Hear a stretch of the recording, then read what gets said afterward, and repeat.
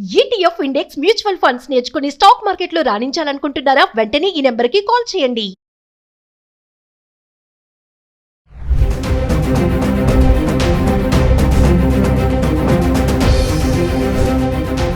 నమస్తే, welcome back to Suman TV. ప్రస్తుతం మనతో పాటు ఉన్నారు అనలిస్ట్ మందరి కృష్ణారెడ్డి గారు. నమస్తే సార్. నమస్తే అమ్మా. సార్, గత వారం ట్రంప్ ఏదైతే 25% టారిఫ్ విధించాడో మన భారతీయుల పైన, అది ఎంతవరకు ఇంపాక్ట్ చూపిస్తుంది? ప్రతి రంగం పైన ఇంపాక్ట్ చూపిస్తుంది. మరి రీసెంట్గా ట్రంప్ సోషల్ మీడియాలో ఒక న్యూస్ పోస్ట్ చేశారు. ఇదే కాదు, దీనికంటే ఇంకెక్కువ మేము సుంకాలు విధిస్తామని చెప్పేసి. ఎందుకు సార్ ట్రంప్కి మన ఇండియా పైన అంత ఫ్రస్ట్రేషన్, అంత అక్కసు ఎందుకు అంటే? మొట్టమొదటి, భారతదేశం చాలా ఫాస్ట్గా ఎదుగుతున్న దేశం. అంత జీడిపి కానీ ఇంకా ఏ దేశంలో కూడా ఇంత ఫాస్ట్ జీడిపి లేదు, ఇంత ఫాస్ట్ ఎదుగుదల లేదు. ఇంత ఫాస్ట్ ఎదుగుదల భారతదేశం వెళ్ళడం అనేది మిగతా దేశాలన్నిటికీ కంటగింపుగా ఉంది. మనం ఇప్పటికే 4th ప్లేస్కి వచ్చేసాం దాదాపుగా. మనం ఇంకా ముందుకు రావడానికి మనం ప్రయత్నం చేస్తాం. 3rd ప్లేస్, 2nd ప్లేస్కు రావడానికి, వీలైతే 1st ప్లేస్లో కూడా రావడానికి పోటీ పడడానికి జరుగుతుంది. ఇది పైన ఉన్న దేశాలన్నిటికీ భయం కలిగిస్తుంది. ఎందుకంటే ఇవి అగ్రరాజ్యాలుగా పేరు పొందాయి, ఆధిపత్యం చెలాయిస్తున్నాయి. మిగతా దేశానికి మధ్య యుద్ధం పెట్టేసి ఆయుధాలు అమ్ముకుంటూ కోట్లు గడిస్తున్నాయి. ఆయుధం తయారు చేసేటువంటి ఖర్చు 10 రూపాయలు అయితే దాన్ని 1000 రూపాయలకు అమ్మే ప్రయత్నం చేస్తున్నాయి. వాళ్ళ డబ్బంతా కూడా అట్లాగే వస్తుంది వాళ్ళకి. ఇప్పుడు ఆధిపత్యంగా ఒకవేళ రేపు పొద్దున భారతదేశం నెంబర్ 1 ప్లేస్కి వస్తే ఇలాంటివన్నీ చేయడానికి వీలు పడదు. ఇలాంటివి ప్రోత్సహించడం ఇండియా ఇప్పుడు చేయదు. కొన్ని మోరల్ వాల్యూస్ ఉన్నాయి కాబట్టి ఖచ్చితంగా తమకు వచ్చే అవకాశాలన్నీ పోతాయి. ఎక్కడో అట్టడుగున ఉన్న దేశం ఇవాళ మాతో పోటీ పడే స్థాయికి రావడం అనేది వాళ్ళ కంటకంగా ఉంది. అది మొట్టమొదటి కారణం. రెండో కారణం ఏంటంటే, రష్యాను అణచివేయాలనే కోరిక అమెరికాకి ఎప్పటి నుంచో ఉంది. ఇప్పుడు ఉక్రెయిన్తో యుద్ధం జరుగుతోంది.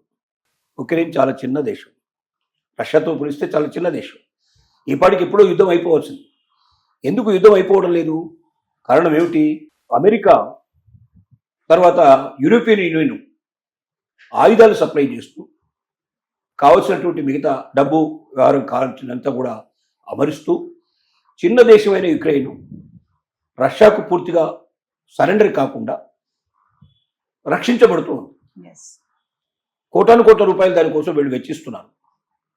ఉక్రెయిన్లో ఉన్నటువంటి కొన్ని ఖనిజ సంపద, ఆయిలు, ఇట్లాంటివన్నీ కూడా దోచుకోవాలని కోరిక వీళ్ళకుంది. కాబట్టి ఉక్రెయిన్ ఎలాగైనా గెలిపించి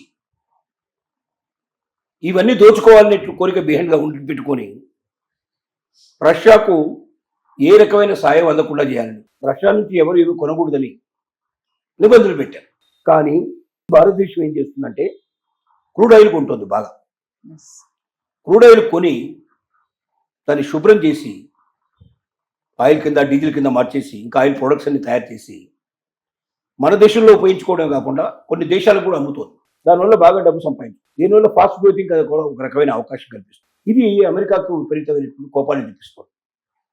మేము వద్దంటే రష్యా దగ్గర కొంటున్నారు, మీరు తక్కువ ధరలో క్రూడ్ ఆయిల్ కొనుక్కొని మిగతా దేశాలంతా విపరీతంగా రేట్ ఎక్కువ పెట్టి, రష్యా ఎప్పుడైతే సప్లై ఆగిపోయిందో అరబ్ దేశాల వాళ్ళు రేటు పెంచేశారు. ఇప్పుడు పెరిగిన రేట్ల ప్రకారం వాళ్ళు కొనుక్కోవాల్సి వస్తుంది మిగతా దేశాలన్నీ కూడా.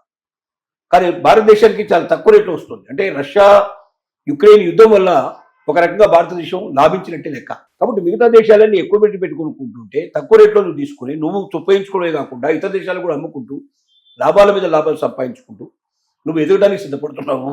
కాబట్టి నిన్ను ఎదగనివ్వను. ఇది అతని దగ్గర ఉన్నటువంటి ఆలోచన. అందుకే ధమ్కి ఇవ్వడానికి ప్రయత్నం చేయడం, రకరకాలుగా మన మీద అస్త్రాలు ప్రయోగించడానికి ప్రయత్నం చేయడం, ఇవన్నీ జరుగుతూ ఉన్నాయి. కానీ భారతదేశం సరైన ఆన్సర్ ఇచ్చింది, ధీటైన జవాబు ఇచ్చింది. ఏం చెప్పిందంటే, నువ్వు రష్యా దగ్గర మమ్మల్ని క్రూడ్ ఆయిల్ కొనొద్దని అంటున్నావు. ఏ యూరోపియన్ దేశాలు ఈ ఆంక్షలన్నీ విధించడానికి కారణమైనాయో ఆ దేశాలే రకరకాల వస్తువులు రష్యా దగ్గర ఇప్పుడు కూడా కొనుక్కుంటున్నాయి. అమెరికా కూడా కొంటుంది కొన్ని వస్తువుల్ని. నువ్వేం మాకు నీతులు చెప్తున్నావు, రష్యా దగ్గర ఏమి కొనొద్దు, రష్యాని బాయ్కాట్ చేద్దాం, రష్యాకు డబ్బు రాకుండా చేద్దాం, రష్యా నష్టపోయేటట్టు చేద్దాం. చివరికి రష్యా దిగొచ్చి ఉక్రెయిన్తో సంధి చేసుకుని, ఉక్రెయిన్ తమకు సంధి చేసేందువల్ల ఆ ఉక్రెయిన్ తమ స్వాధీనం చేసుకొని ఉక్రెయిన్ నుంచి ఎంత పొందగలిగే అక్కడ ఉన్నటువంటి ఆయిల్స్ కానీ, అక్కడ ఉన్నటువంటి మినరల్స్ కానీ, రకరకాల కానీ సంపదను అనుభవించవచ్చు అనేటువంటి ఆలోచన ఉన్నటువంటి దేశాలకి మరి మీరేమో ఆయిల్ కొనొద్దని మా మీద ఎగరపడుతున్నారు, మా మీద గొడవ పెడుతున్నారు. మీరు ఈ వస్తువులన్నీ వాడి దగ్గర కొంటలేరా? ఇప్పుడు రష్యా దగ్గర కొంటలేరని అమెరికాని ప్రశ్నించింది. ఎస్. అలాగే యూరోపియన్ దేశాలు మీరు ఇవన్నీ కొనలేదా?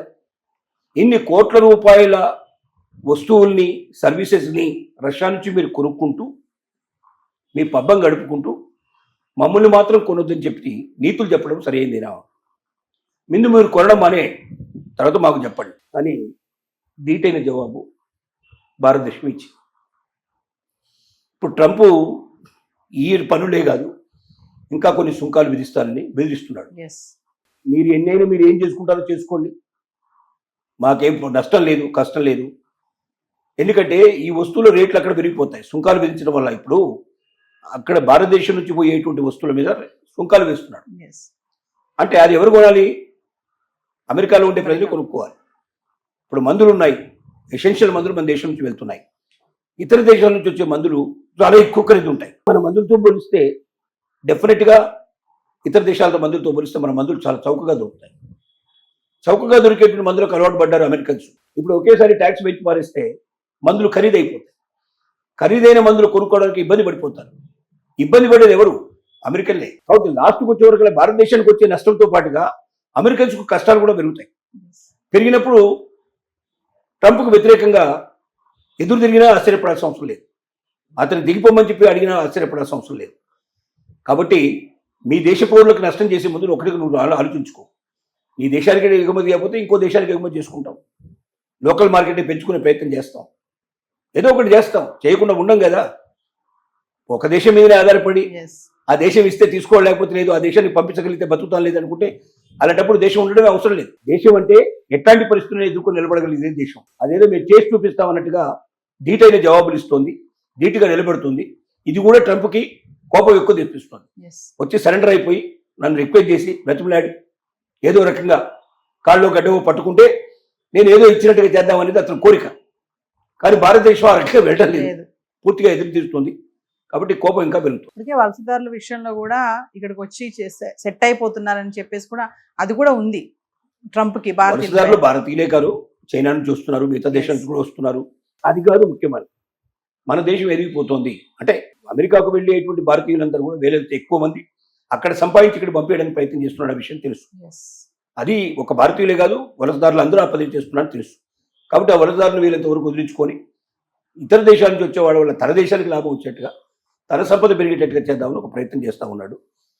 కానీ వాటన్నిటికన్నా ముఖ్యం ఏంటంటే అతనికి ఉన్న కాంక్ష ఏంటి? భారతదేశం ఎదగకూడదు. భారతదేశం ఒకటే ఇప్పుడు పోటీగా నిలబడింది. ప్రపంచ దేశాలు ఏ దేశాలు కూడా ఇంత ఫాస్ట్గా రావడం లేదు. అంటే రేపు అమెరికాను మించిపోయి ప్రపంచంలో నెంబర్ 1 దేశంగా ఎదగడానికి అవకాశం ఉన్న దేశం భారతదేశం. కాబట్టి భారతదేశాన్ని ఇక్కడే తొక్కిపడేస్తే అది ఎదగకుండా ఉంటుందనేది ఒక ప్రయత్నం. కానీ ట్రంప్ వల్ల కాదు, ఎవరి వల్ల కాదు. దేశం ఒకసారి ఆ స్థాయికి వచ్చిన తర్వాత దాన్ని ఆపలేరు ఎవరు. Thank you sir.